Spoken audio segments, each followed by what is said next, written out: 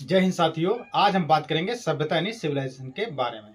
सभ्यता यानी सिविलाइजेशन शब्द का अर्थ काफी व्यापक है। सरल शब्दों में कहें तो जब मनुष्य एक जंगली या खानाबदोश जीवन छोड़कर एक संगठित समाज के रूप में रहने लगता है और अपनी सुख सुविधाओं के लिए नियम, तकनीक और कला का विकास करता है तो उसे सभ्यता कहते हैं।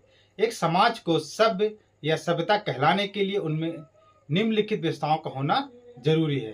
पहला है संगठित सामाजिक ढांचा। सभ्यता में लोग बिखरे हुए नहीं होते हैं, बल्कि एक निश्चित ढांचे में रहते हैं जहां श्रम का विभाजन होता है। कोई किसान है, कोई व्यापारी, कोई शासक तो कोई शिल्पकार होता है। दूसरा है स्थायी निवास और नगर यानी अर्बनाइजेशन। सभ्यता की सबसे बड़ी पहचान स्थायी बस्तियां और शहर हैं।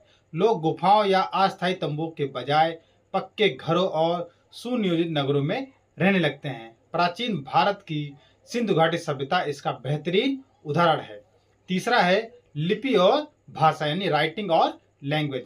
विचारों के आदान प्रदान और रिकॉर्ड रखने के लिए सभ्यता में एक लिखित भाषा या लिपि का विकास होता है। इससे ज्ञान एक पीढ़ी से दूसरी पीढ़ी तक पहुंचता है। चौथा है उन्नत तकनीक और विज्ञान।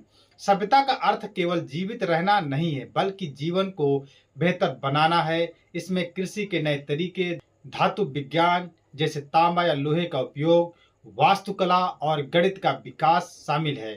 पांचवा है राजनीतिक और कानूनिक व्यवस्था। एक बड़े समूह को चलाने के लिए नियम और कानून की जरूरत होती है। सभ्यता में एक शासन व्यवस्था यानी गवर्नमेंट होती है जो न्याय करती है, सुरक्षा प्रदान करती है और टैक्स वसूलती है।